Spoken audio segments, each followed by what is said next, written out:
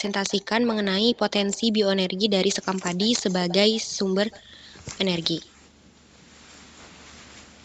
Oke, di sini anggota kelompoknya ada Aulia Mutmainah, ada Deni Teguh yang sedang ISMA, ada Neng Suci, ada Novia, Nurul Zafira, Rian Hanifah, Priska Fitriana, Tia Safana, dan Wana Nurul.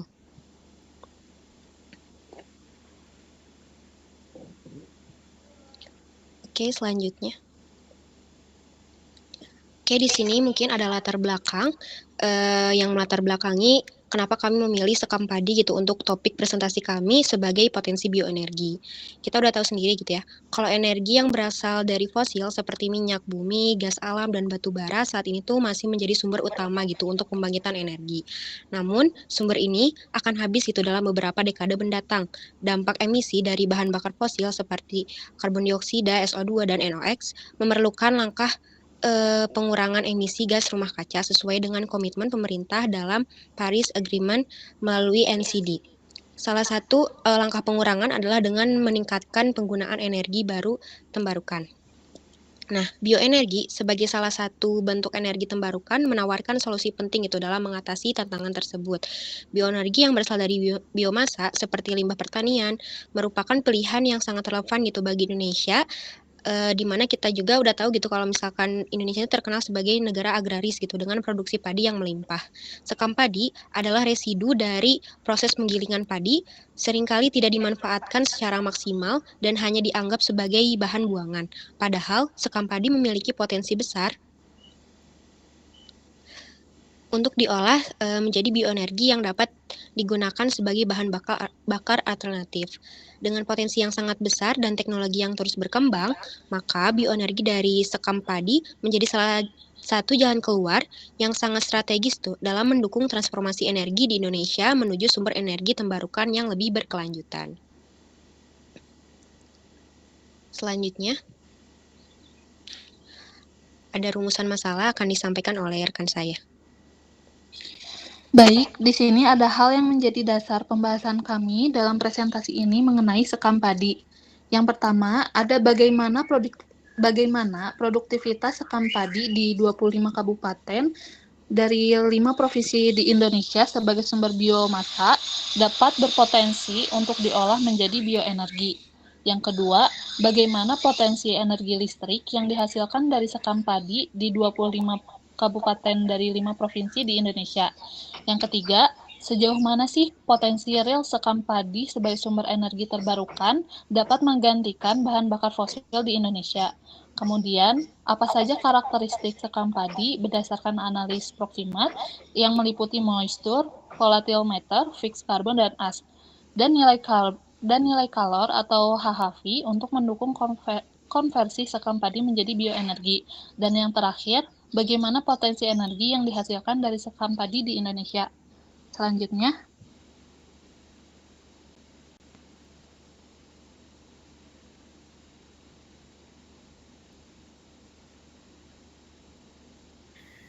Baik, selanjutnya adalah tujuan dari presentasi kami siang hari ini. Yang pertama adalah untuk mengkaji produktivitas sekam padi di 25 kabupaten dari 5 provinsi di Indonesia yang dapat dimanfaatkan sebagai bahan bakar biomasa. Yang kedua, untuk menganalisis produktivitas energi listrik yang dihasilkan dari sekam padi di 25 kabupaten dari 5 provinsi di Indonesia, kemudian menentukan potensi real sekam padi sebagai sumber energi terbarukan dalam mendukung ketahanan energi nasional dan pengurangan ketergantungan pada bahan bakar fosil. Kemudian yang keempat, untuk menganalisis karakteristik sekam padi melalui uji proksimat dan nilai kalor atau HHV untuk menentukan kelayakannya sebagai bahan bakar alternatif. Kemudian yang terakhir adalah untuk mengukur potensi energi yang dihasilkan dari sekam padi, baik dari segi produktivitas biomasa maupun produktivitas listrik untuk mendukung transformasi energi terbarukan di Indonesia.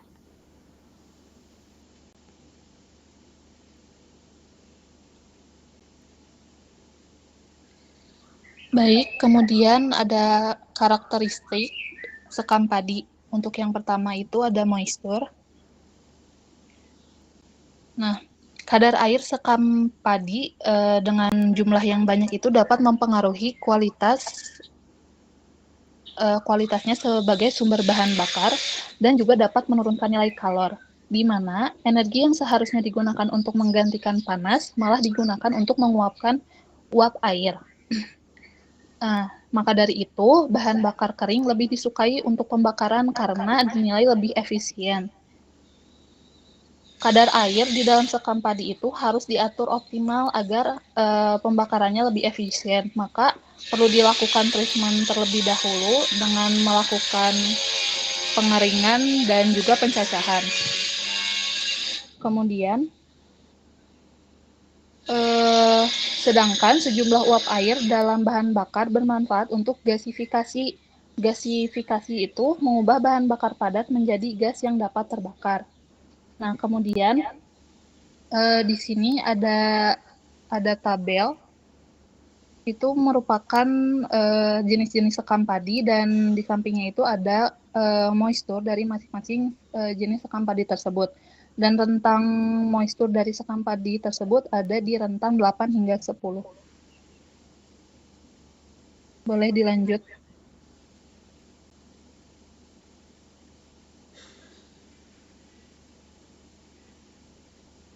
Oke, baik.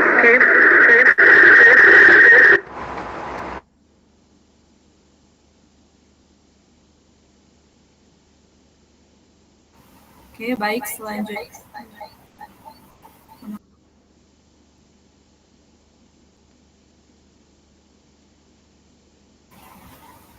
Oke, baik, selanjutnya yaitu ada nilai kalor.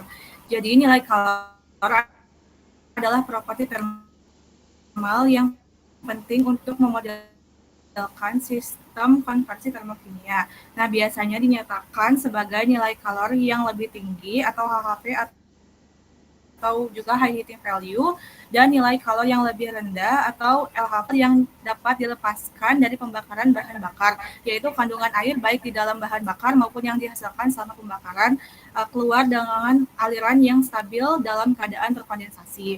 Sedangkan LHV adalah jumlah panas sensibel yang diekstraksi dari pembakaran bahan bakar jika air di dalam bahan bakar dan air yang dihasilkan selama pembakaran keluar dengan aliran yang stabil dalam keadaan gas. Nah, jadi simpelnya HHV itu fasenya airnya itu dalam terkondensasi, sedangkan kalau misalkan yang LHV itu dalam fase gas. Nah, nilai kalor ini didapatkan dengan menggunakan bom kalorimeter atau apabila tersedia sebelumnya analisis ultimate bisa menggunakan perhitungan dari data hasil analisis ultimate. Analisis ultimate ini biasanya dilakukan pada pihak ketiga seperti contohnya adalah Sukovindo untuk mengetahui jumlah karbon, hidrogen, oksigen, nitrogen, dan lain-lainnya. Nah, perhitungan dengan menggunakan korelasi rumus ini dinilai cukup akurat dengan hasil bom kalorimeter sehingga bisa dijadikan alternatif dalam penggunaannya. Nah, berikut yang sebelah kanan ini merupakan korelasi dari perhitungan nilai HHV dari berbagai peneliti, yaitu Damian Hu, ada Mohamed M, ada Yin, ada Chaniwala, dan ada Changdong. Selanjutnya yaitu ada perhitungan LHV-nya, yaitu HHV dikurangi 3.240 kJ per kilogram. Dan tabel sebelah kanannya merupakan hasil perhitungan HHV dan LHV dari korelasi masing-masing rumus dari peneliti yang telah disebutkan. Nah, dari kelima peneliti ini tuh diperoleh hasil pengukuran HHV dan LHV yang berbeda-beda. Nah, ini tuh bisa terjadi dikarenakan oleh adanya perbedaan metode pengukuran serta hasil pengukuran analisis ultimate yang mereka gunakan. Nah, salah satu contohnya itu adalah kandungan hidrogen. Nah, karena kandungan hidrogen ini menghasilkan lebih banyak uap air selama pembakaran, semakin tinggi kadar hidrogennya, maka semakin besar pula panas yang diabaikan dalam perhitungan LHV. Nah, sehingga menciptakan selisih yang lebih besar antara HHV dan juga LHV-nya.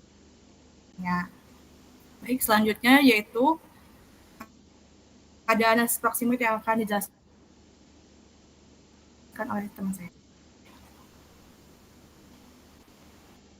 Baik, selanjutnya karakteristik dari sekam padi itu juga bisa ditinjau dari analisis proximat. Analisis proximat itu adalah metode analisis kualitatif untuk menentukan nilai makronutrien dalam sampel makanan atau pakan. Nah, menurut penelitian pada pada 1978 yang melaporkan bahwa terdapat kandungan volatilometer, fixed karbon, dan abu pada sekam padi. Nah, hal ini dapat menjadi alasan untuk berbagai macam data analisis proximat untuk bahan bakar tertentu. Teknik pemanenan dan pengolahan tanaman yang memasukkan bahan asing juga dapat menjadi faktor penyebab.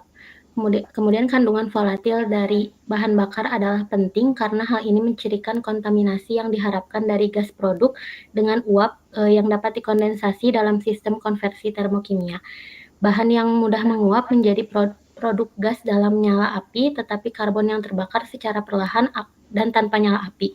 Berdasarkan hasil penelitian pada Puslitbang Teknologi Mineral dan Batubara Bandung, berikut merupakan bahan sekam padi dengan persentase abu sebesar 27,56% dan zat terbang sebesar 55,06% dan karbon padatnya sebesar 13,35%. Next.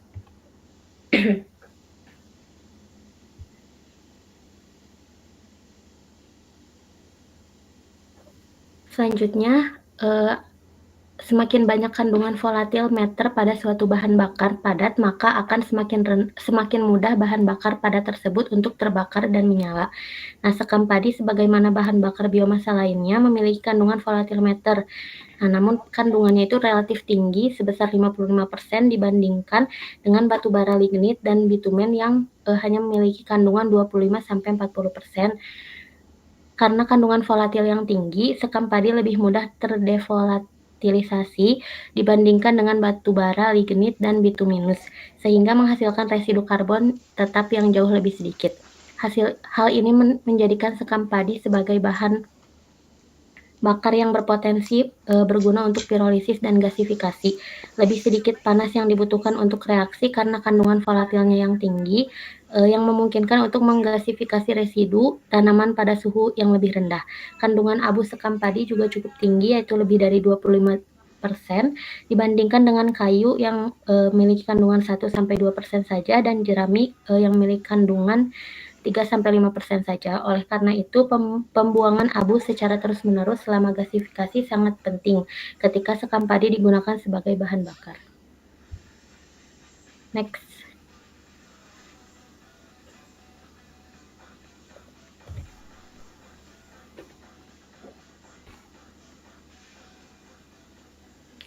Kemudian potensi energi yang berasal dari sekam padi di Indonesia.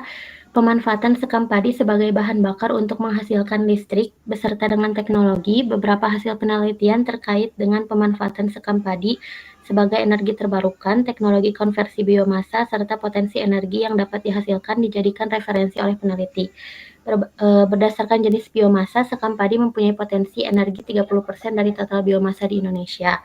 Nah, di bawah palm oil sebesar 39%, serta memberikan penjelasan potensi energi yang dapat dihasilkan dari biomasa di seluruh provinsi di Indonesia. Potensi energi dari sekam padi di Indonesia, hasil penelitian mencapai 2.943 Joule per tahun. Next.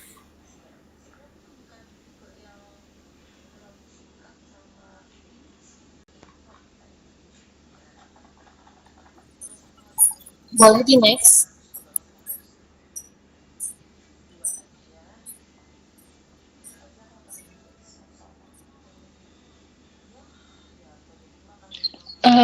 Baik, sebelumnya ada yang harus dibenarkan dulu bahwa moistur sekam padi itu bukan di rentang 8-10, tapi moistur sekam padi itu ada di sekitar 4%.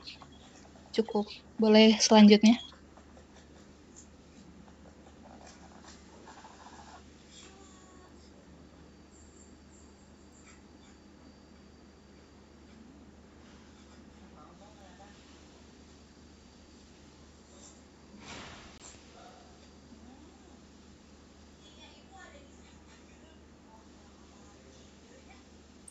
Baik, selanjutnya seperti yang sudah disampaikan sebelumnya terkait karakteristik dari sekam padi itu sendiri, selanjutnya untuk mengetahui potensi biomasa dari sekam padi ini, tentu kita perlu mengetahui nilai produktivitas sekam padi. Di Indonesia sendiri, kami mengambil data 25 kabupaten atau kota dari 5 provinsi. Untuk provinsi yang pertama adalah Provinsi Jawa Barat. di mana produktivitas sekam padi di Jawa Barat ini berdasarkan data BPS tahun 2023, jumlah total produksi padinya sebesar 9.140,039 ton per hari, dengan persentase berat sekam padi yang utuh sebesar 20%. Maka produksi total sekam padi sebesar 1,8 juta ton per hari, dengan rincian apabila kami buatkan diagram yang di kanan untuk produktivitas sekam padi yang terbesar di Jawa Barat sendiri ada di Kota Cianjur sebesar 89,6%. Selanjutnya untuk yang boleh di next. Selanjutnya ada di Provinsi Jawa Timur, masih dari data yang sama, dari data BPS tahun 2023. Untuk Jawa Timur sendiri, total produksi dari padinya itu sendiri sebesar 9,7 juta ton per hari, dengan persentase sekam padinya sendiri sebesar 20%, yaitu 1,9 juta ton per hari. Untuk di Provinsi Jawa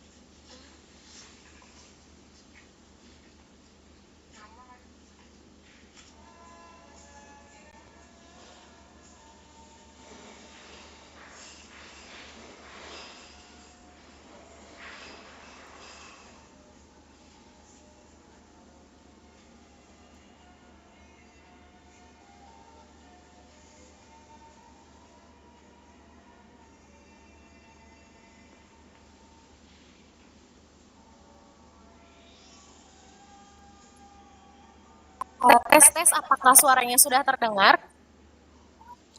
Sudahan. Baik, mohon maaf tadi terkendala jaringan. Selanjutnya untuk Provinsi Jawa Timur sendiri, penghasil produktivitas sekam padi paling tinggi berada pada Kabupaten Ponorogo sebesar 36,5%. Boleh di next. Selanjutnya kami memilih Provinsi Jawa Tengah dengan Kota Cilacap, Banyumas, Purbalingga, Banjarnegara, dan Kebumen. Untuk produktivitas padinya sebesar 9 juta ton per hari, dan sekam padinya sendiri sebesar 1,8 juta ton per hari. Untuk Provinsi Jawa Tengah, penyumbang produktivitas sekam padi tertinggi berada pada Kabupaten Cilacap sebesar 45,3%. Boleh di next. Selanjutnya untuk Provinsi Sumatera Selatan, ada Kabupaten Musirawa Utara, Palembang, Prabu Muli, Pagar Alam, dan juga Lubuk Linggau. Untuk produktivitas di Sumatera Selatan ini mungkin lebih kecil dibandingkan provinsi di Jawa, yaitu hanya sebesar 2,8 ton per hari, dengan produktivitas sekam padinya sendiri hanya sebesar 566,554,8 ton per hari. Untuk di Provinsi Sumatera Selatan, penyumbang yang paling besar ada di Pagar Alam dengan persentase 35,4%. Boleh di next. Yang terakhir, untuk provinsi yang kami pilih adalah Provinsi Kalimantan Barat, di mana produktivitasnya lebih kecil dibandingkan provinsi-provinsi sebelumnya, yaitu hanya sebesar 688,413 ton per hari. 688,413 ribu ton per hari, dengan presentasi sekam padi utuhnya sebesar 137,682 ton per hari. Untuk di Kalimantan Barat ini, yang paling besar untuk menyumbang produktivitas sekam padi berada pada Kabupaten Sambas sebesar 41,1%, Sekampadi.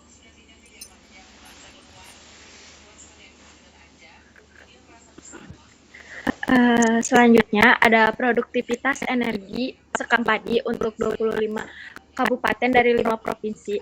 Sebelumnya telah disebutkan oleh rekan saya dari beberapa provinsi. Tapi kita juga telah mengetahui, telah membaca jurnal bahwa dari 5 provinsi tersebut tuh kurang gitu untuk memanfaatkan Sekampadi ini menjadi sebuah energi listrik. Tetapi di Indonesia itu sendiri ada yang memanfaatkan Sekampadi untuk menjadi sebuah energi listrik, yaitu di wilayah Sumatera Selatan sekitar 963,83 MW atau sekitar 4,58%. Kenapa sih kita harus memanfaatkan Sekampadi? Karena kontribusi Sekampadi itu terhadap produksi energi listrik di Indonesia itu sangat kecil. Terus banyak masyarakat yang belum menyadari potensi ini. Terus ada juga sedikit gitu industri yang memanfaatkan pembangkit dari Sekampadi menjadi produksi listrik. Terus sama distribusi Sekampadi yang sulit di daerah, yang tiap daerah tuh banyak dihasilkan. Terus pemanfaatan Sekampadi juga ada di 6 sampai 62% Sekampadi yang dibakar dikembalikan ke tanah. Terus sama 7 sampai 16%-nya yang digunakan oleh industri. Menurut Ferdiansyah dan teman-teman 2023, karena tadi udah disinggungnya kalau misalnya produktivitas energi Sekampadi yang dihasilkan dari energi listrik itu di Sumatera Selatan, jadi kita ngitung sendiri gitu dari 5 provinsi yang telah kita pilih. Boleh di next. Baik, telah disinggung sama teman saya Tia ya, kalau misalkan dari 5 provinsi dan 25 kabupaten yang dipilih oleh kelompok kami itu tidak ada produktivitas energi listrik secara langsung dimanfaatinnya. Kita harus dihitung gimana sih cara ngitungnya. Jadi saya ngambil ini dari jurnal oleh Isworo Pujotomo pada tahun 2017. Untuk mengetahuinya itu diketahui dulu nilai kalor Sekampadinya ada 14,82 Joule per kilogram basis kering dari Sekampadi ini. Terus ada nilai efisiensi konversi Sekampadi untuk menjadi listrik itu menurut jurnal adalah 18% sampai 25%. Nah, contoh perhitungannya ini ada untuk Kota Bogor ya di Provinsi Jawa Barat. Ada jumlah produksi Sekampadinya itu 56.653.400 kg per hari. Nah, kemudian nilai produksi Sekampadi ini dikali nilai kalornya dan menjadi 838.470.320 megajoule.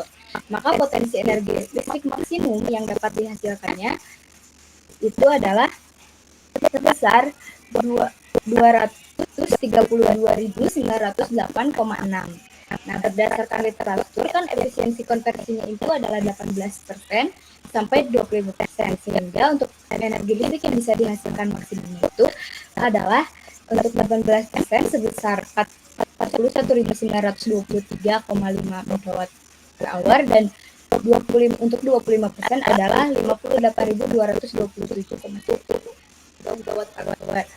Selanjutnya. Nah, maka setelah dihitung untuk masing-masing kabupaten di setiap 5 provinsi ini dapat dilihat dari label berikut ya. Untuk di Jawa Barat itu paling besar ada di Cianjur, di Kabupaten Cianjur dengan potensi maksimumnya sebesar 534.546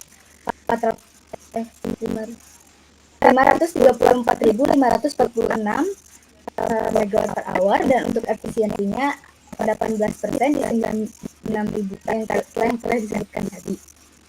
Kemudian Jawa Timur ada di Ponorogo ya. Ponorogo itu maksimum jumlah produksi listrik yang bisa dihasilkan itu adalah 323.128,6 dan untuk konversi 18%-nya ada 58.163,1 dan untuk 25%-nya ada sebesar 80.782,1 megawatt per hour. Selanjutnya. Selanjutnya ada di Provinsi Jawa Tengah. Ini ada jumlah produksi listrik yang dapat dihasilkan untuk tiap-tiap masing kabupaten. Untuk terbesarnya itu seperti yang telah disebutkan teman-teman sebelumnya itu ada di Cilacap. Maka jumlah produksi maksimumnya itu sebesar 630.581,6 MWh, dan untuk konversi 18% produksi listriknya itu ada di 113.504,6 MWh. Untuk 25%-nya ada di 157.645,4 MWh. Oke, next.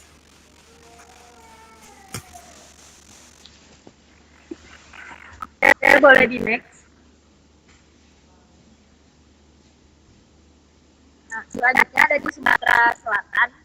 Di Sumatera Selatan yang paling banyak itu ada di Pagar Alam dengan nilai maksimumnya 15.382,96 MW per hour, di efisiensi konversi di 18%-nya 2.768,9, dan di 25%-nya 3.845,7.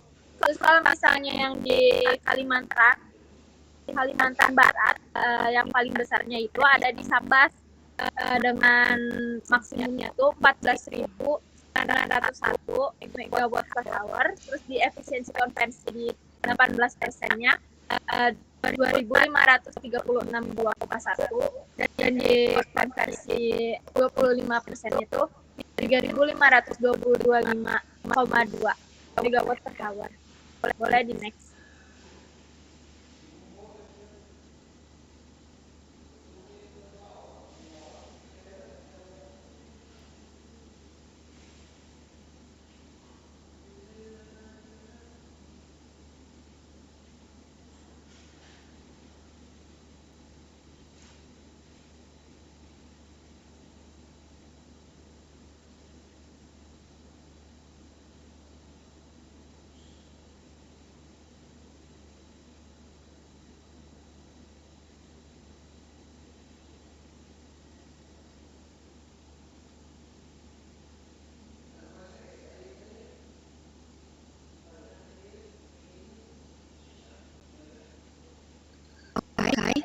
Selanjutnya ada potensi real sekam padi sebagai sumber energi.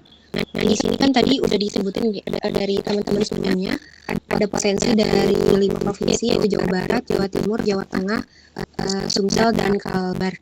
Mungkin di sini kita bakalan potensi seluruh Indonesia gitu, memaparkan potensi real sekam padi seluruh Indonesia selanjutnya.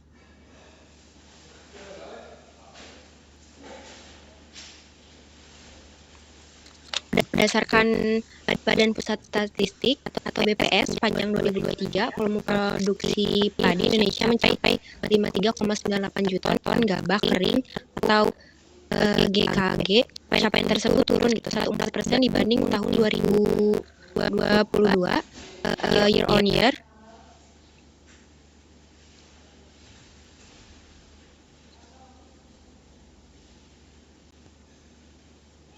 Sekaligus menjadi rekor terendah itu setidaknya sejak tahun 2018. Penurunan volume produksi tersebut beriringan dengan turunnya luas lahan panen. Mungkin luas lahan panen itu bisa disebabkan karena ada alih fungsi gitu lahan, misalnya ada pengembangan kota atau industri dan pembangunan infrastruktur. Berdasarkan data BPS pada tahun 2022, luas panen padi nasional masih sekitar 10,45 juta hektar. Sedangkan pada tahun 2023 luasnya berkurang 2,29% year on year menjadi 1,21 juta hektar. Walaupun luas panen dan hasil produksinya menyusut, tingkat produktivitas padi Indonesia tercatat meningkat. Pada 2022, setiap 1 hektar area panen menghasilkan sekitar 5,24 ton padi. Kemudian pada 2023 produktivitasnya naik 0,9% year on year menjadi 5,29 ton per hektar.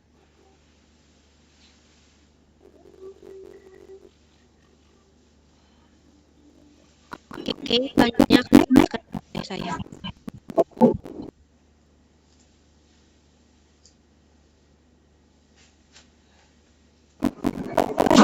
Baik. Dengan kebutuhan kondisi karena sedang jadi sistem tadi sendiri merupakan masalah yang meliputi reopsis yang terdiri dari dua lahan yang disebut tema dan korea yang saling bertautan. Pakan padi memiliki komponen utama seperti selulosa dengan presentasi 31,4 sampai 36,3%, MMI selulosa 2,9 sampai 11,8%, dan lignin di 9,5 sampai 18,4%. Pada proses penggilingan beras, pakan padi akan terdiri dari butir beras dan menjadi bahan sisa atau limbah penggilingan. Pakan padi dikategorikan sebagai biomasa yang dapat digunakan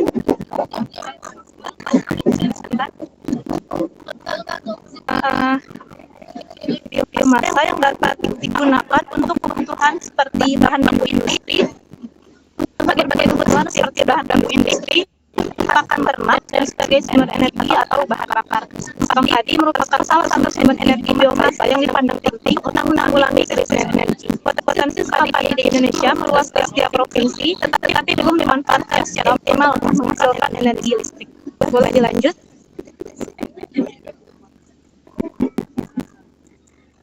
Baik, dari proses penggilingan padi biasanya diperoleh pakan padi sekitar 20 sampai 30% dari bobot gabah. Beras secara hitungan jumlah limbah pakan padi yang dihasilkan pada tahun 2023 mencapai 10,976 sampai 16,914 juta ton dengan basis jumlah produksi padi sebesar 53,98 juta ton per tahun. Nilai kalori pakan padi sekitar 14,8 megajoule per kilo basis kawin atau 14.800.000 gigajoule per juta ton. Sehingga pada tahun 2023 potensi energi yang tertanam dalam pakan padi sebesar 162.850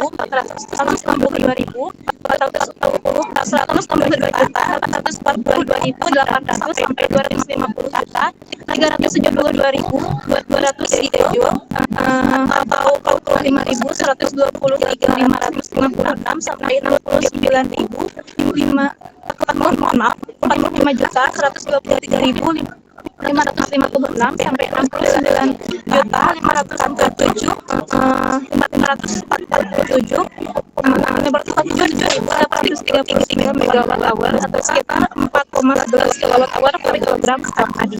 Boleh dilanjut?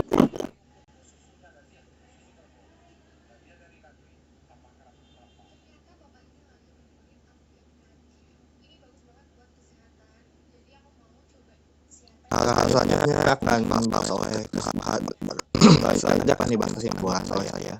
Boleh next. Nah, kesimpulannya yang pertama, kadar air pakan padi sangat mempengaruhi kualitasnya sebagai bahan bakar. Semakin tinggi kadar air, maka semakin rendah nilai kalori yang akan mengurangi efisiensi pembakaran atau konversi energinya. Yang kedua, nilai kalori pakan padi biasanya dinyatakan sebagai HHV atau dan LHV. Semakin tinggi kadar hidrogen, maka semakin besar perbedaan antara HHV dan LHV. Karena hidrogen menghasilkan lebih banyak air yang ketika dibakar. Yang ketiga, kandungan violat delta asli pakan padi yang sangat tinggi yaitu 55%, membuatnya mudah terjadi volatilisi dibandingkan dengan batu bakar liquid atau bituminous, sehingga pakan padi menghasilkan residu karbon tetap yang lebih sedikit. Dan yang keempat, kandungan abu pakan padi lebih tinggi dibandingkan bahan biomasa lainnya seperti kayu dan gandum, sehingga diperlukan pengelolaan yang efektif dalam proses gasifikasi.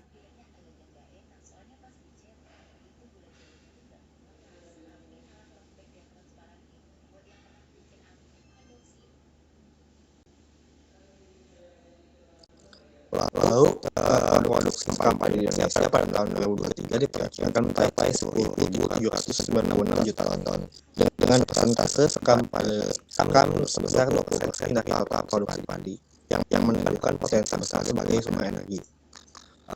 Pemanfaatan pakan padi sebagai energi terbarukan masih terbatas dengan mayoritas sekam dibakar atau dikembangkan ke tanah, sementara hanya 7-16% yang digunakan oleh industri.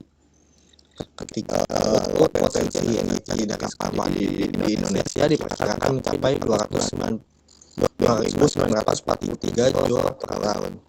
dengan efisiensi konversi menjadi listrik dapat 18-25% yang menunjukkan potensi signifikan dalam menghasilkan listrik. Lalu gasifikasi padi adalah salah satu teknologi konveksi yang efisien karena menunggu altimeter yang tinggi, memungkinkan pengurangan kebutuhan energi untuk proses reaksi pada suhu rendah.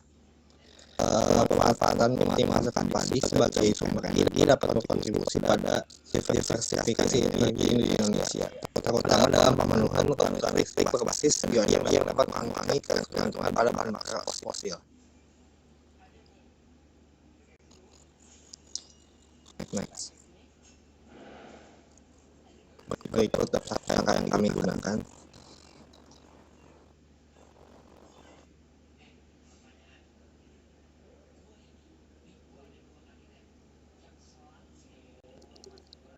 Oke, mungkin tadi cukup sekian ya dari pemaparan mengenai potensi sekam padi. Ini di sini ada Pak Robi, barangkali ada tambahan mengenai presentasi yang sudah kami paparkan.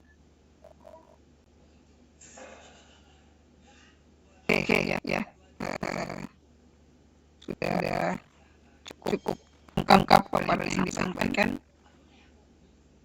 Langsung saja ya presentasi saya diskusi ya. Silakan dibuat presentasi aja karena waktunya sudah. Karena presentasinya cukup lama ya. Poin-poin intinya yang bisa disampaikan tadi bisa di yang potensi di masing-masing kota bisa dibentuk untuk diagram mungkin ya. Oke, tapi ini saya pikir udah ya. Tapi bisa lebih ini ya, lebih kompak lagi ininya presentasinya biar nggak terlalu ini makan waktu yang mau. Nggak apa-apa ya, debat saja berarti pertanyaannya ya. Silakan dimulai diskusinya ya. Terima kasih Pak Yubi. Mungkin dari teman-teman semua barangkali ada yang ditanyakan atau didiskusikan mengenai potensi real dari sekam padi tadi.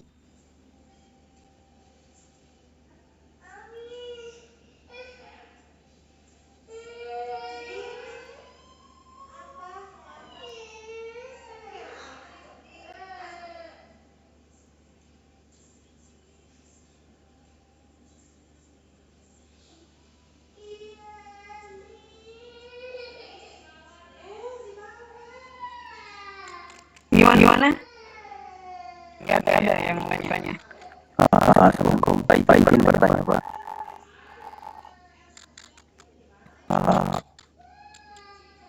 Boleh bertanya. Silakan untuk moderatornya siapa? Silakan. Nama saya Muhammad Abdul dari Kelas 3B. Ini tanya kalau untuk pemanfaatan sekam padi sendiri itu menjadi energi apakah ada kendalanya kalau untuk di Indonesia? Terima kasih. Oke, terima kasih untuk Rijal. Barangkali ada pertanyaan satu lagi, boleh?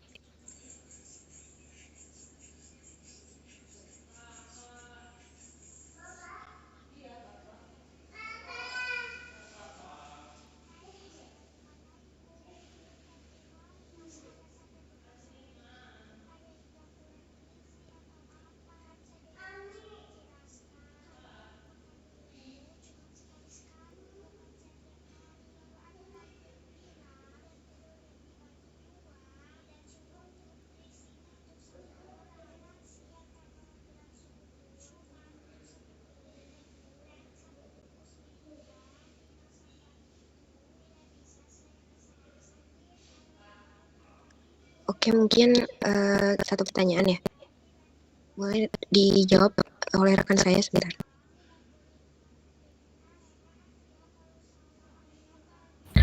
Oke, izin menjawab tadi mungkin tentang kendala dari pengembangan pemanfaatan sekam padi di Indonesia gitu ya.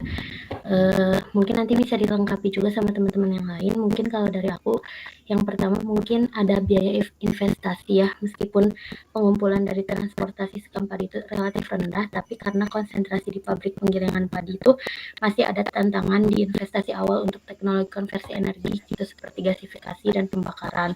Terus ada juga infrastruktur dan teknologi yang masih konvensional dan terbatas di Indonesia. Terus juga transportasi dan penyimpanan dari proses dari mulai diambilnya sekam padi dan sampai prosesnya menjadi energi gitu. Terus kesadaran dan juga dukungan dari pemerintah maupun masyarakatnya itu masih belum terlalu meningkat di Indonesia gitu. Mungkin bisa ditambahin lagi sama teman-teman yang lain kalau ada.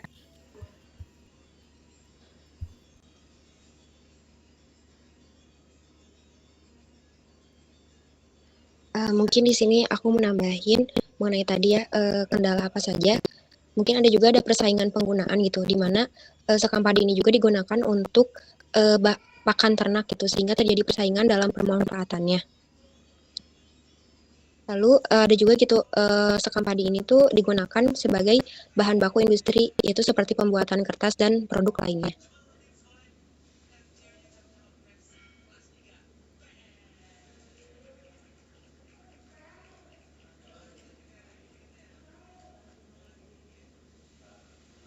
Mungkin dari kami seperti itu ya jawabannya. Bagaimana Rijal? Apa cukup? Terima kasih, cukup.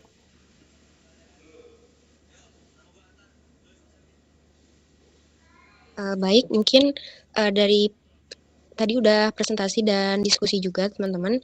Mohon maaf apabila ada kekurangan dan apabila terlalu lama gitu untuk durasi waktunya. Sekian dari kami. Wassalamualaikum warahmatullahi wabarakatuh. Waalaikumsalam warahmatullahi wabarakatuh.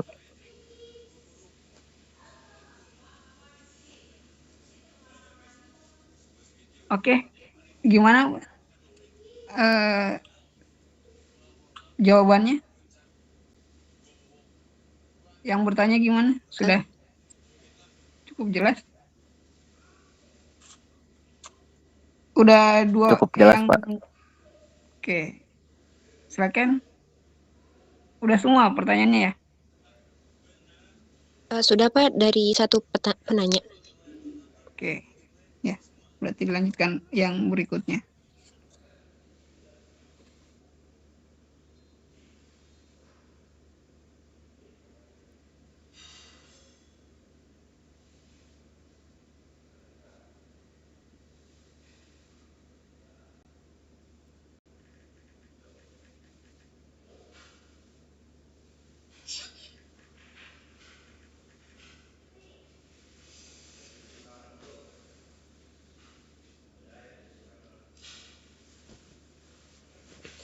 Seolah ku tak ada di hatimu.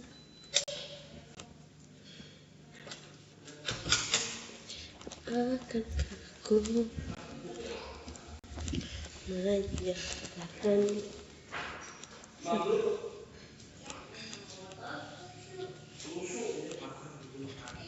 Shushu.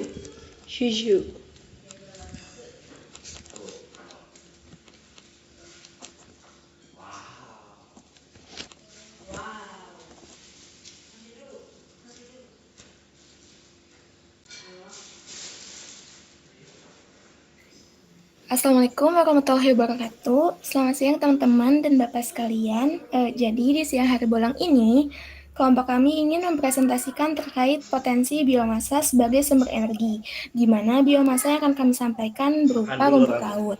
Sebelum kami ingin melanjutkan ke berikutnya, mungkin saya akan memperkenalkan dulu anggota-anggota kami, yaitu ada Azhara Bele, Devita Laura, ada Hermalia, ada Imalia, ada saya sendiri Jennifer, ada Keira, dan terakhir ada Saiful Anwar. Nah, sebelum masuk ke intinya, mungkin aku mau sedikit intermezzo. Kenapa sih kita ambil rumput laut sebagai potensi untuk menjadi sumber energi? Nah, masih ada yang ingat gak sih teman-teman terkait sebelum pemilu presiden? Ada yang selalu menggaungkan terkait rumput laut tuh dapat dijadikan sumber energi potensinya gitu loh. Nah, di sini tuh kita ingin menyampaikan Kenapa sih rumput laut bisa dijadikan sumber energi? Boleh langsung di next aja.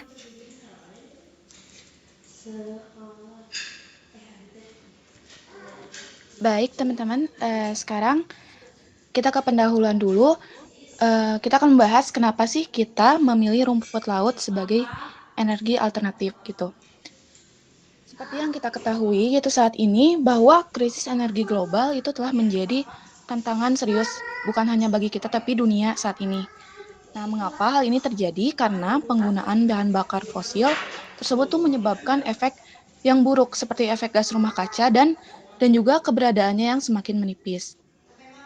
Oleh karena itu, diperlukan upaya atau solusi gitu ya mencari sumber energi alternatif yang dapat diperbaharui dan tidak berdampak negatif. Nah, salah satu solusinya itu yaitu dengan penggunaan biomasa. Nah, mengapa sih biomasa? Karena biomasa ini termasuk energi yang terbarukan karena dapat diperbaharui dalam waktu yang relatif singkat. Selain itu juga, biomasa ini memiliki potensi yang sangat besar di Indonesia. Hal ini disebabkan karena Indonesia ini memiliki kekayaan alam dan keanekaragaman hayati yang melimpah. Nah, salah satu biomasa yang akan kami bahas pada saat ini yaitu rumput laut. Mengapa? Karena Indonesia yang terdiri dari wilayah perairan yang luas itu memiliki potensi yang sangat besar dalam memproduksi rumput laut. Nah, rumput laut ini memiliki potensi yang besar sebagai sumber energi karena kenapa? Karena rumput laut ini memiliki kandungan karbon, pati, dan selulosa yang tinggi. Nah, sehingga pada kesempatan kali ini kami akan membahas lebih lanjut tentang pemanfaatan biomasa rumput laut sebagai energi terbarukan. Boleh next. Nah, di sini ada tujuan. Yang pertama itu untuk mengetahui jenis dan persebaran rumput laut di Indonesia. Tujuan yang kedua yaitu untuk mengetahui karakteristik rumput laut berdasarkan analisa proksimat dan nilai kalornya. Tujuan yang ketiga yaitu untuk mengetahui keunggulan rumput laut dibandingkan dengan sumber biomasa lainnya. Dan tujuan yang terakhir yaitu untuk mengetahui potensi energi rumput laut di Indonesia berdasarkan kapasitas produksi biomasa dan produktivitas listriknya. Next. Oke, mungkin tadi sudah dari latar belakangnya gitu, kenapa kita memilih rumput laut untuk presentasi hari ini. Nah, rumput laut sendiri itu merupakan tumbuhan yang berwarna hijau kemerahan yang terdapat kandungan senyawa bernama hidrokoloid atau disebut agar. Nah, rumput laut ini juga ada berbagai banyak jenisnya dengan kandungannya yang berbeda-beda gitu. Tapi yang dapat dipastikan dalam rumput laut ini terdapat kandungan selulosa dan juga minyak, di mana kandungan minyak tersebut itu ada dalam rentang 0,5% sampai 2% dengan jenis rumput laut yang berbeda-beda. Nah, rumput laut ini tuh banyak ditemukan dan banyak tumbuh di daerah yang memiliki banyak perairan. Sesuai dengan negara kita gitu di Indonesia, itu tentunya kita banyak perairan gitu, apalagi di daerah timur. Nah, biasanya faktor yang mempengaruhi pertumbuhan rumput laut itu ada suhu, arus, pH, pasang surut, substrat, dan nutrien yang sangat mendukung dengan keadaan di Indonesia ini, sehingga produktivitas rumput laut pun memang sangat banyak gitu. Nah, keberadaan rumput laut sebagai sumber energi alternatif itu tidak akan mengganggu pemanfaatan lahan daratan, bahwa alga gitu atau rumput laut ini tuh bisa dijadikan sumber bahan baku utama dalam pembuatan biofuel pengganti energi fosil karena ramah lingkungan gitu. Jadi dalam sebuah penelitian yang membuktikan bahwa rumput laut ini jika dijadikan bahan bakar alternatif itu akan mengurangi emisi rumah kaca salah satunya. Nah, kemudian ada produktivitas rumput laut di 25 kabupaten dari 5 provinsi di Indonesia. Nah, menurut Badan Pusat Statistik, produksi rumput laut di Indonesia itu tersebar di 23 provinsi Dengan peringkat 5 besar provinsi penghasil rumput laut itu adalah Sulawesi Selatan, Nusa Tenggara Timur, Kalimantan Utara, Sulawesi Tengah, dan Nusa Tenggara Barat. Dengan jumlah produksi total rumput laut pada tahun 2020, pada Sulawesi Selatan itu 1,63 juta ton, pada NTT 1,03 juta ton, pada Kalimantan Utara 441,1 ribu ton, pada Sulawesi Tengah 419,9 ribu ton, dan NTB pada 402,6 ton. Nah, pada Provinsi Sulawesi Selatan, 5 daerah yang kami tampilkan itu data produktivitas pada tahun 2024, yaitu pada Kabupaten Takalar, Luwu, Bone, Wajo, dan Pangkep. Dengan produktivitas terbesar itu ada di daerah Kabupaten Takalar, yaitu sebesar 184,8 ton. Selanjutnya ada di Provinsi NTT atau Nusa Tenggara Timur. Data yang kami dapat itu produktivitas pada tahun 2022, di mana ada 5 daerah penghasil terbanyak di NTT, yaitu Kabupaten Alor, Lembata, Flores Timur, Kupang, dan Rotendao. Dengan produktivitas terbesar itu ada pada daerah Kupang sebesar 1.175.124 ton. Kemudian pada Provinsi Kalimantan Utara pada tahun 2023 berdasarkan BPS Kalimantan Utara ada 5 kabupaten penghasil utama, yaitu Kabupaten Nunukan, Bulungan, Malinau, Tanah Tidung, dan Tarakan, dengan jumlah produktivitas yang dilampirkan. Selanjutnya ada Provinsi Sulawesi Tengah dengan 5 kabupaten terbesar, yaitu kabupaten produksi terbesar rumput laut, yaitu Kabupaten Banggai Kepulauan dengan produksi mencapai 175.000 ton, Kabupaten Banggai Laut, Kabupaten Morowali, Kabupaten Tojo Una-Una, dan Kabupaten Parigi Motong dengan produksi mencapai 95.000 ton. Dan yang selanjutnya itu adalah Provinsi Nusa Tenggara Barat. Berdasarkan data dari BPS untuk tahun 2023, 5 kabupaten penghasil rumput laut terbesar itu ada Kabupaten Lombok Timur dengan produksi mencapai 345.000 ton dan fokus pada jenis Euchema cottoni. Terus yang kedua itu Kabupaten Sumbawa Barat, kemudian Kabupaten Lombok Barat, lalu Kabupaten Dompu, dan terakhir itu Kabupaten Sumbawa dengan produksi sekitar 90.000 ton. Dan menjadi wilayah ini juga penting sebagai sektor perikanan budidaya di NTB.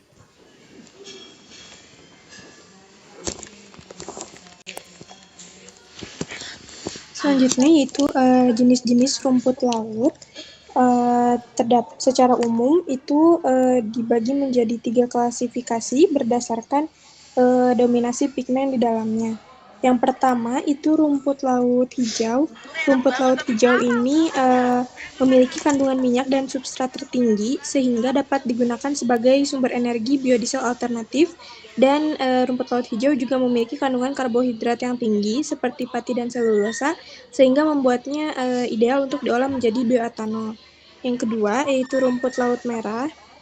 Rumput laut merah ini mengandung karbon yang dapat dimanfaatkan untuk menghasilkan berbagai sumber energi alternatif seperti gas hidrogen, biogas, bioetanol, dan cara yang dapat dijadikan sebagai bahan bakar padat. Yang terakhir yaitu rumput laut coklat yang memiliki kandungan karbohidrat sebesar 53,28% dan selulosa sebesar kisaran 30%. Kandungan karbohidrat yang tinggi ini membuatnya sangat berpotensi untuk diubah menjadi bioetanol melalui beberapa metode seperti preparasi, hidrolisis, fermentasi, dan destilasi. Nah, dari ketiga jenis rumput laut ini, rumput laut hijau memiliki kandungan minyak dan substrat tertinggi dibandingkan dengan rumput laut merah dan rumput laut coklat. Nah, kandungan minyak dan substrat ini yang terkandung pada rumput laut dapat digunakan sebagai sumber energi biodiesel alternatif.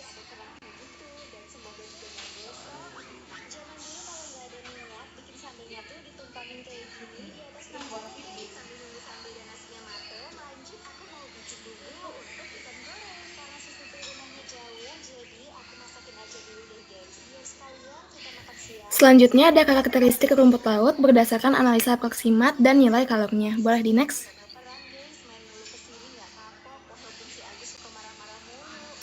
Oke, analisa proksimat yang pertama itu kami menganalisa dari moisturnya, di mana kadar air yang rendah dalam rumput laut kering berhubungan langsung dengan kualitas produk. Semakin rendah kadar air, akan semakin baik kualitas rumput laut tersebut. Ini penting untuk memastikan bahwa rumput laut memenuhi standar yang ditetapkan seperti SMI, yang mensyaratkan kadar air tertentu agar produk dapat dikategorikan sebagai rumput laut kering yang berkualitas. Kadar kelembapan yang juga berpengaruh terhadap komposisi nutrisi dalam rumput laut. Kandungan air yang tinggi itu dapat mengurangi konsentrasi senyawa bioaktif dan nutrisi lainnya yang bermanfaatnya, seperti karbohidrat dan protein. Oleh karena itu, analisis kelembapan menjadi langkah awal dalam memahami potensi nutrisi yang ada dalam rumput laut. Dalam konteks energi, rumput laut memiliki potensi sebagai sumber bioenergi. Kandungan kelembapan mempengaruhi proses konversi biomasa menjadi energi, baik melalui fermentasi maupun pembakaran, sehingga kadar air yang optimal diperlukan untuk efisiensi dalam proses ini. Dapat dilihat pada tabel untuk nilai tertinggi, yaitu ada pada jenis rumput laut coklat, yang spesiesnya itu Saccharina latissima dengan moisture tertinggi 14,9%. Boleh di next?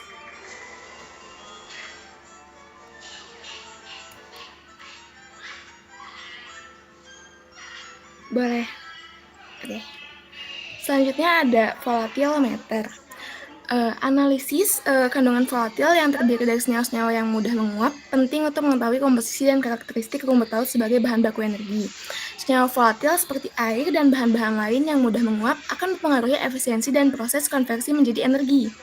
Kandungan volatil yang tinggi dalam rumput laut dapat meningkatkan efisiensi proses konversi menjadi energi, baik melalui pembakaran langsung maupun proses lainnya seperti gasifikasi ataupun pirolisis. Senyawa volatil yang mudah terbakar akan membantu mempercepat proses pembakaran dan menghasilkan energi. Analisis kandungan volatil dapat digunakan untuk memperkirakan nilai kalor atau energi yang terkandung dalam rumput laut. Semakin tinggi kandungan volatil, akan semakin tinggi pula potensi energi yang dapat dihasilkan.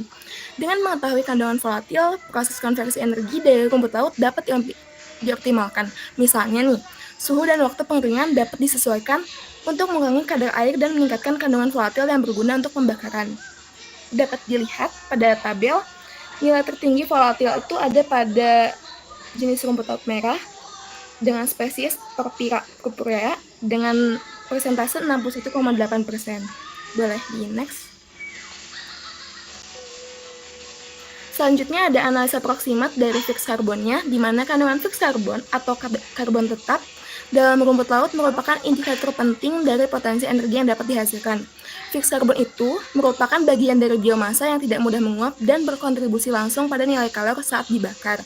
Dengan mengetahui kadar fix karbonnya atau karbon tetap, kita dapat memperkirakan seberapa banyak energi yang dapat dihasilkan dari rumput laut tersebut. Dalam proses konversi biomasa menjadi energi seperti karbonisasi, kandungan fix karbon menjadi salah satu parameter kunci. Proses ini mengubah biomasa menjadi arang ataupun biokar yang memiliki nilai kalor tinggi. Kandungan fix karbon yang tinggi menunjukkan bahwa lebih banyak material yang dapat dikonversi menjadi arang berkualitas tinggi yang dapat digunakan sebagai bahan bakar alternatif. Kadar fix karbon juga mempengaruhi kualitas bahan bakar yang dihasilkan dari rumput laut. Bahan bakar dengan kandungan fix karbon tinggi akan cenderung menghasilkan pembakaran yang lebih efisien dan emisi yang lebih rendah. Ini penting untuk memenuhi standar lingkungan dan meningkatkan keberlanjutan penggunaan sumber energi. Dari tabel bisa dilihat oleh teman-teman sekalian bahwa jenis rumput laut coklat jenis rumput laut merah dengan spesies rumput laut yaitu Palmaria palmata, fix karbonnya memiliki fix karbon dengan jumlah tertinggi yaitu 19,1%. Next.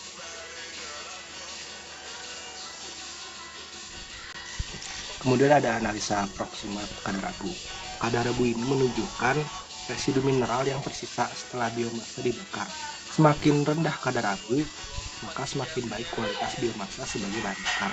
Karena abu yang tinggi dapat mengurangi efisiensi pembakaran dan meningkatkan emisi. Dapat dilihat ya, jenis rumput laut yang memiliki kadar abu tertinggi itu terdapat pada rumput laut hijau dengan spesies Codium tomentosum dengan kadar S-nya sebesar 38,9%.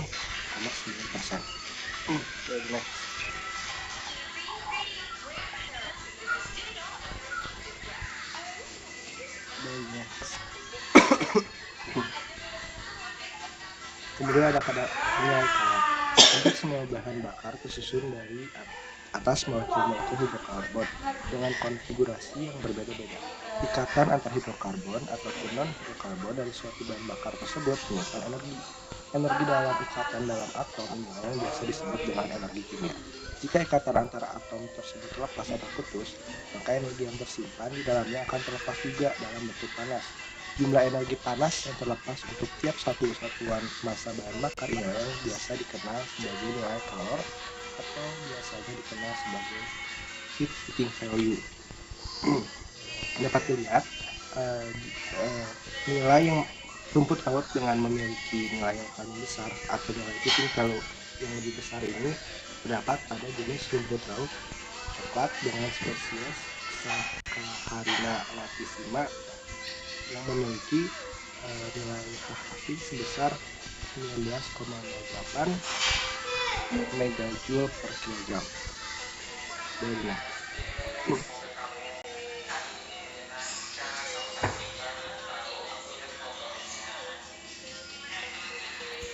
Baik, untuk keunggulan rumput laut dibandingkan sumber biomasa lain, yang pertama ada proses pembudidayaan rumput laut tidak akan mengurangi lahan pertanian pangan, perkebunan, dan pemukiman dibandingkan dengan tanaman terestrial lainnya.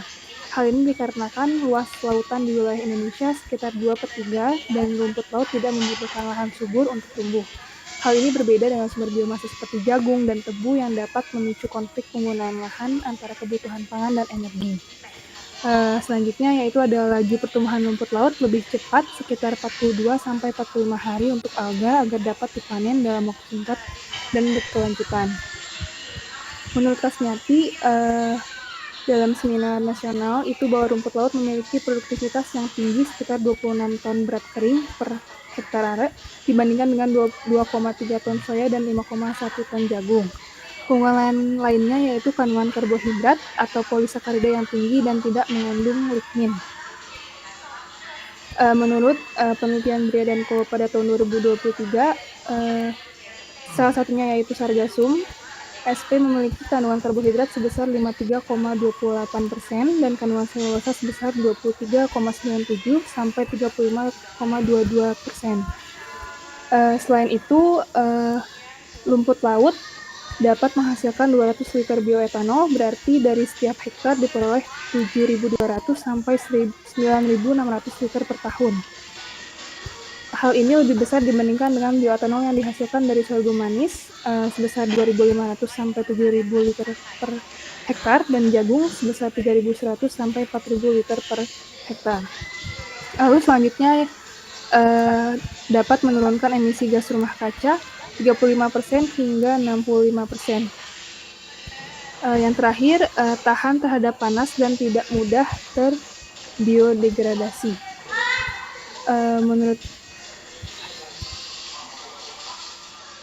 Lanjut selanjutnya, menurut penelitian dari penelitian George dan juga Michelle yang melaporkan bahwa alga sebagai sumber bahan baku utama dalam pembuatan biofuel ramah lingkungan dan mampu mengurangi emisi gas karbon dioksida yang berdampak pada efek rumah kaca dan pemanasan global.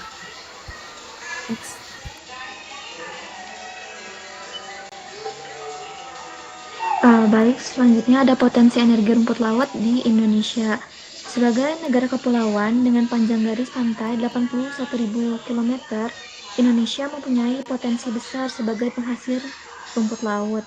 Perairan Indonesia sebagai wilayah tropikal memiliki sumber daya plasma nukta rumput laut sebesar 6,42% dari total biodiversitas rumput laut di dunia. Kemudian luas wilayah yang menjadi habitat rumput laut di Indonesia itu sekitar 1,2 juta hektar, sehingga rumput laut menjadi potensi yang sangat besar untuk dijadikan biomasa. Namun dari jurnal lain, produktivitas biomasa di Indonesia itu dapat mencapai 7.600 ton per tahun. Namun ini untuk biomasa biofuel. Kemudian ada produktivitas listriknya, di mana menurut EBTKE atau energi baru terbarukan konversi energi, rumput laut di Indonesia ini tuh mulai membangun pembangkit listrik dengan tenaga rumput laut dengan kapasitas 300 megawatt, di mana ini dapat menghasilkan biogas. Namun dari jumlah 7.800 ton per tahun rumput laut untuk bioetanol tersebut, ini dapat dikalikan dengan HHV-nya sehingga menghasilkan jenis rumput laut hijau sebesar 116,964 megawatt per tahun. Kemudian jenis rumput laut coklat sebesar 126,616 megawatt per tahun, dan rumput laut merah sebesar 142,424 per tahun.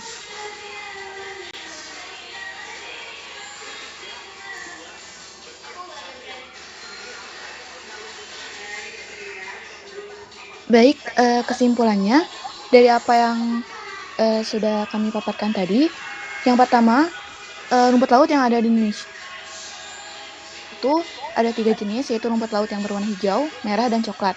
Nah, dengan kapasitas produksi yang didapat itu mencapai pada 5 provinsi pada Sulawesi Selatan, yaitu sebanyak 1,63 juta ton, pada NTT sebesar 1,03 juta ton, pada Kalimantan Utara sebesar 441,1 ribu ton, pada Sulawesi Tengah sebesar 419,9 ribu ton, dan pada NTB sebesar 402,6 ton. Kemudian kesimpulan yang kedua yaitu pada analisa karakteristik rumput laut. Jadi ketiga jenis rumput laut yang sudah kami bahas tadi memiliki karakteristik moisture atau kelembaban sebesar 5,9 hingga 14,9%. Kemudian kadar volatimeternya sebesar 41,3 hingga 61,8%. Kadar fixed karbonnya sebesar 5,8 hingga 19,1%. Nah, kadar abunya sebesar 15,1 hingga 38,9%, dan nilai kalor atau HHP-nya sebesar 14,07 hingga 19,08 megajoule per kilogram. Nah, karakteristik yang kami cantumkan ini tergantung pada jenis-jenis rumput laut yang 3 tadi. Kemudian kesimpulan yang ketiga yaitu rumput laut memiliki kelebihan, yaitu diantaranya mudah dalam pembudidayaannya, kemudian laju pertumbuhan yang lebih cepat, memiliki kandungan karbohidrat yang tinggi, dapat menurunkan emisi gas rumah kaca, dan tidak mudah terbiodegradasi. Itulah kelebihan rumput laut dari biomasa lainnya. Kemudian kesimpulan yang terakhir yaitu Indonesia dapat memproduksi sekitar 7.600 ton per tahun rumput laut yang dapat menghasilkan listrik sampai 116,964 megawatt per tahun. Nah, dengan jumlah yang melimpah saat ini, seperti yang sudah dipaparkan tadi gitu ya, dengan jumlah yang sangat melimpah, itu saat ini sedang dikembangkan pembangkit listrik tenaga rumput laut dengan kapasitas sebesar 300 megawatt.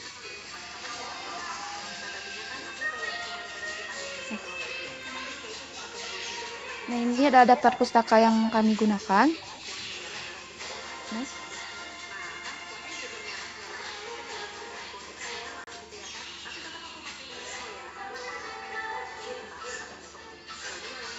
Baik, sekian dari presentasi kami. Mungkin dari teman-teman sekalian ada yang ingin ditanyakan, boleh feel free. Atau mungkin dari Bapak ada yang ingin disampaikan atau ditambahkan.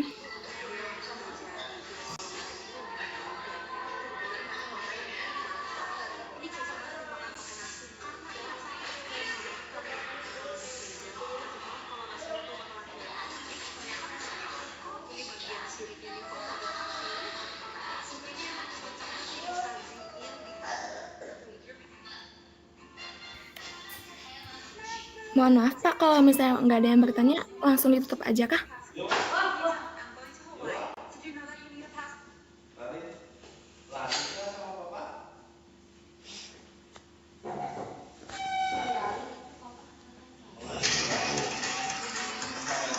Oke, ya, dilanjutkan sesi pertanyaannya ya.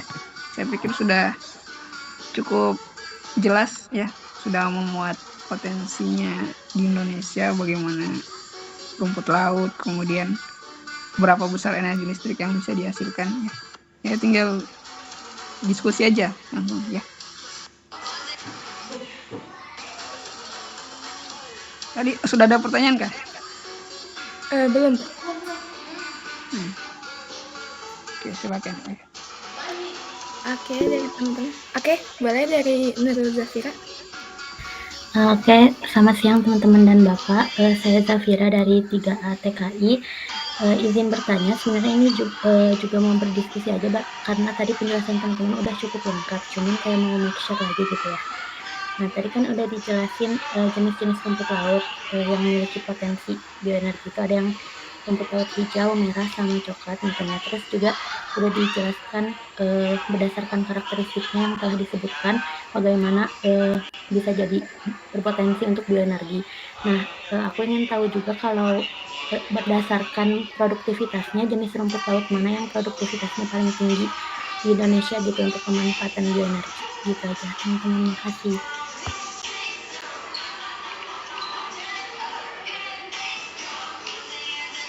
Oke, terima kasih Zafira. Mau ditampung dulu atau gimana? Atau masih ada yang ingin bertanya?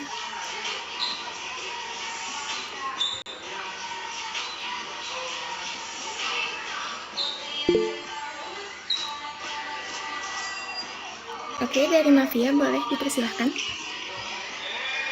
Oke, selamat siang teman-teman semuanya dan selamat pagi juga Bapak. Izin bertanya terkait tadi kan untuk rumput laut sendiri kan dia tuh kan tidak mengganggu ini ya sistem perkebunan ataupun pertanian karena dia ditanamnya kan di perairan gitu ya. Nah, kalau misalkan untuk dijadikan energi kan berarti kan nantinya si rumput laut ini tuh apakah nantinya dibuat seperti budidaya khusus gitu ruangannya gitu ya di dalam laut tuh untuk difokuskan menjadi energi. Terus apabila kalau misalkan dibuat ruangan khusus gitu untuk budidaya bioenergi menjadi bioenergi tersebut, apakah bisa dikaitkan gitu dengan budidaya biota laut lainnya gitu, sehingga istilahnya tidak benar-benar dikhususkan hanya untuk rumput laut sendiri. Mungkin itu saja cukup. Terima kasih.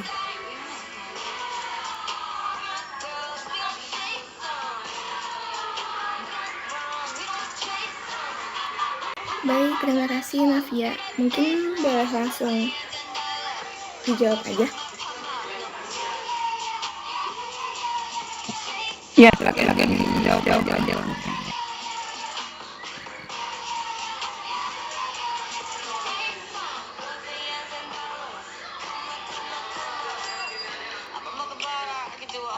Oke, tadi Zafira kalau produktivitasnya mana yang tinggi di Indonesia dan kali berdasarkan karakteristik ya. Kalau yang berdasarkan hasil data tersebut, jenis-jenis laut yang memiliki baik itu ada dari rumput laut dan rumput laut kalau di Indonesia ya.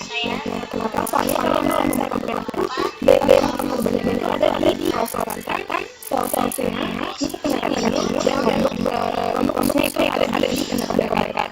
Kalau yang laut itu kebanyakan daerah itu ada di seperti Jawa Timur, Bali dan Tenggara Timur. Apakah sudah dijawab?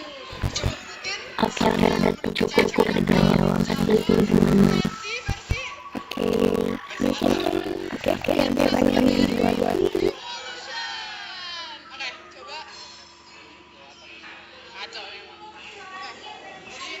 Terkait di daerah keuangan kami menjadi sumber energi.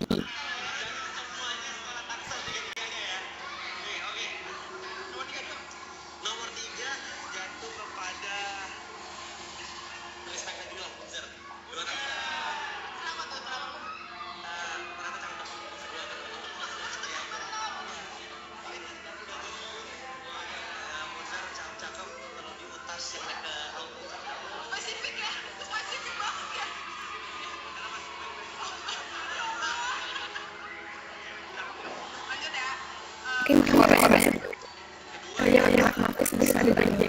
Kalau yang kami hasil data yang kami dapatkan juga, setahu kami biasanya kalau misalnya emang dijadikan potensi itu akan ada budidaya sendiri. Jadi dikhususkan untuk dijadikan untuk energi terbarukan. Nah, tapi tadi kan pertanyaan kedua itu apakah bisa digabung dengan biota laut lainnya?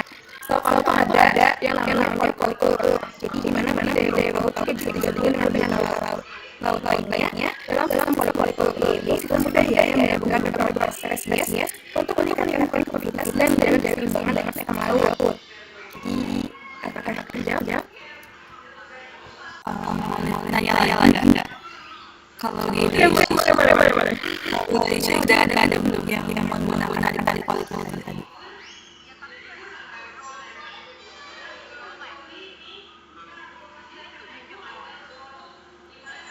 Kalau di Indonesia sendiri itu setahu saya itu udah ada di Sulawesi Selatan dan di mana itu ada rekaman dan kreasi ya yang itu ada di Makassar dan Medan sekitarnya. Terus kalau misalnya di Nusa Tenggara Timur itu ada di kabupaten kayak Kepang dan ada yang jadi provinsi untuk laut-lautnya.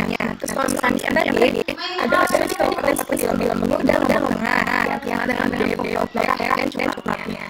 Sedangkan kalau di Jawa Timur itu tuh ada di seperti di daerah seperti Madura dan seperti Jawa di mana membudidayakan spesies yaitu biasa ya atau rumput laut coklat.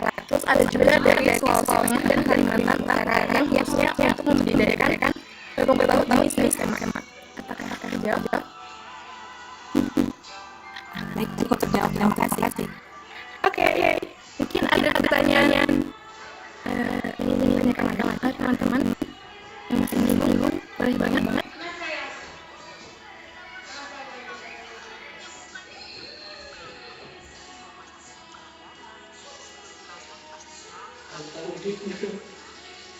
Oke, kalau udah jelas gimana?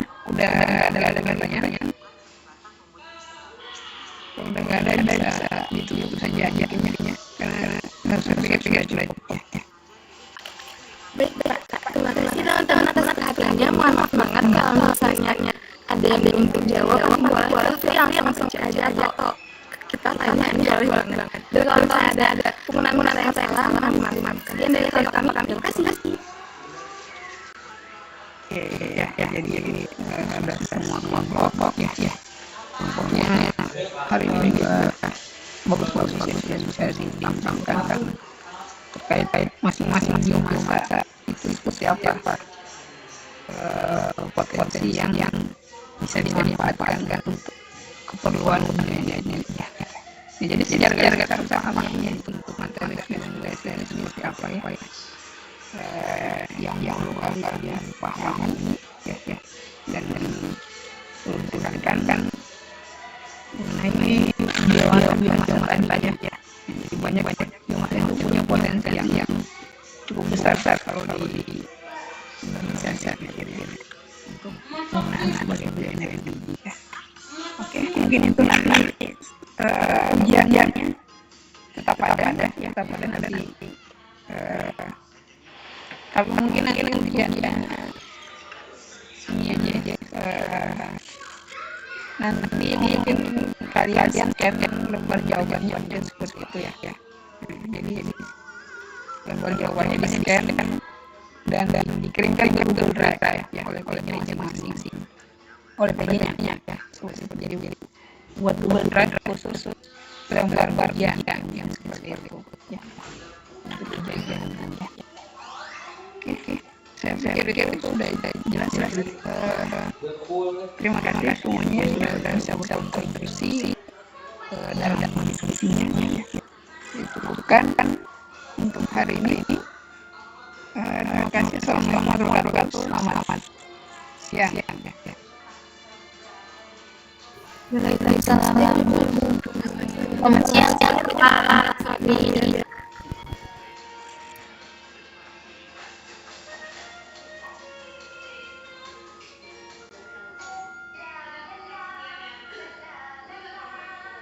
Thank you.